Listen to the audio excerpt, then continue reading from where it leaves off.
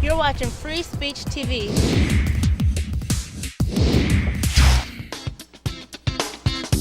From Pacifica, this is Democracy Now! Well, I can only say that when the rescuers that were in the mine and saw what they were able to see until they had to come out, and the type of damage that was done, that it had to be a horrific explosion to cause that kind of damage. The worst coal mining disaster in a quarter of a century. Today we speak with two people close to the mines. Chuck Nelson, an underground coal miner for 30 years, and journalist Jeff Biggers. His family goes back generations in the mines. Then a federal appeals court rules the FCC lacks the authority to prevent internet providers from blocking and controlling internet traffic. And in San Francisco, a judge rules the Bush administration's warrantless surveillance program was illegal and in violation of the Foreign Intelligence Surveillance Act. We'll get reaction from one of the lawyers in the case. Found there was no change in the Obama administration's position. They were fighting as vigorously as the Bush administration to keep this case from seeing the light of day. All that and more coming up. Welcome to Democracy Now!, democracynow.org, The War and Peace Report. I'm Amy Goodman. The Obama administration's refusing to call for a new probe into the U.S. military's killing of 12 Iraqis, despite the public release of video footage capturing the attack on tape. Earlier this week, the watchdog website WikiLeaks released a classified U.S. military video showing a U.S. helicopter gunship indiscriminately firing on Iraqi civilians in 2007. The victims included two employees of the Reuters news agency, photographer Namir Noor Eldin and driver Saeed Shmah. Two children were also badly wounded. On Tuesday, White House Press Secretary Robert Gibbs said he's unsure if President Obama even saw the tape. I do not know whether the president has seen the video that was released on the internet. Obviously, it is very graphic in nature, and it's and extremely tragic. For details of the investigation that the Defense Department, the Pentagon did on that, around that incident, obviously I would point you over to the Department of Defense. Do you think that this warrants some additional investigation? But I don't, in all honesty, know enough about what was done previous, which is why I would point you over to the Department of Defense. Family members of the victims have urged the U.S. to launch a new investigation and bring the U.S. service members involved to trial.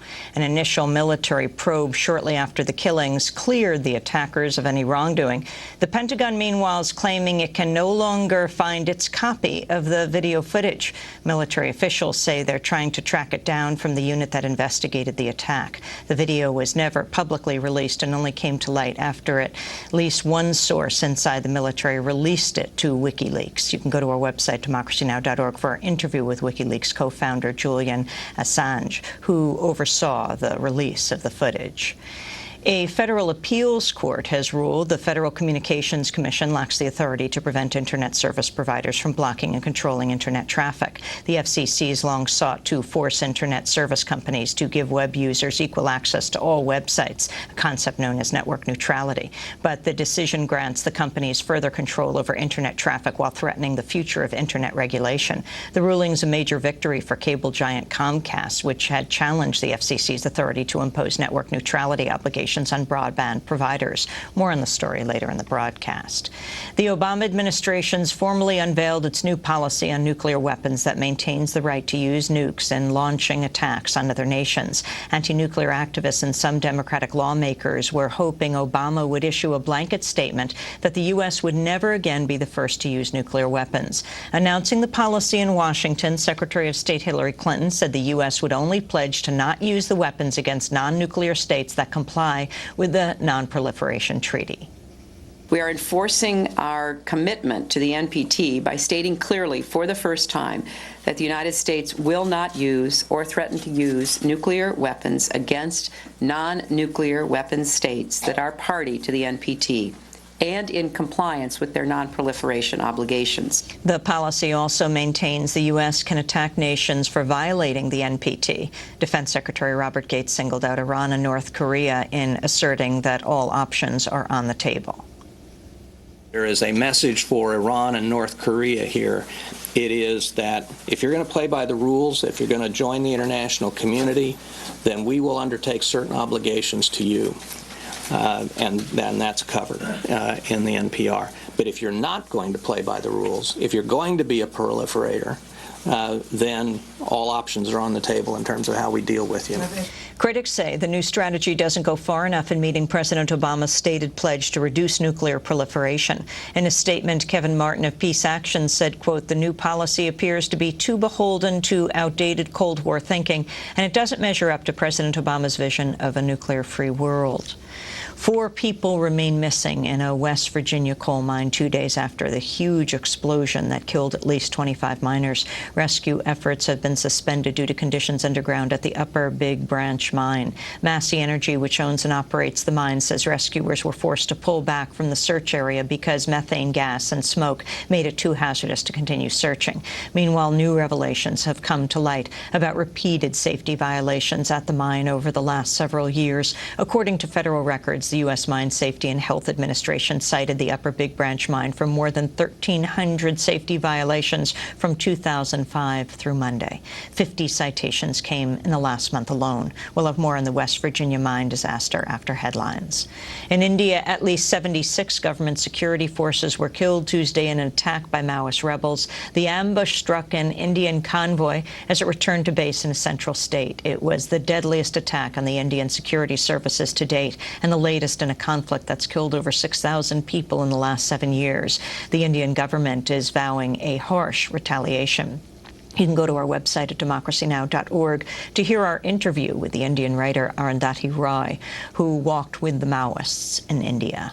In Egypt, dozens of people were arrested on Tuesday for taking part in a pro-democracy rally in Cairo. Hundreds of Egyptian police officers scuffled with demonstrators calling for constitutional changes to ensure fairer elections. There were widespread reports of Egyptian forces beating protesters and seizing videotapes and cameras documenting the unrest. Egyptian opposition leader Ayman Noor criticized the police crackdown. I think that some of you passed through Tahrir Square this morning and saw the outrageous display that harms Egypt's image.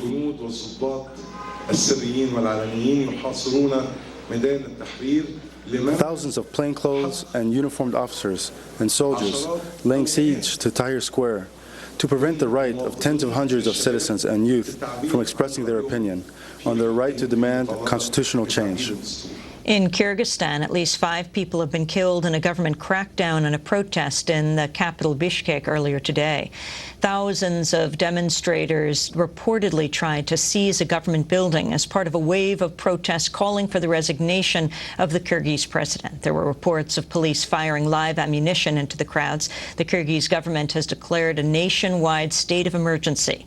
The U.S. has backed the president since he took office 5 years ago. The Obama administration's been largely silent on alleged fraud and other abuses in Kyrgyzstan since the Kyrgyz government reversed the closure of a U.S. military base last year.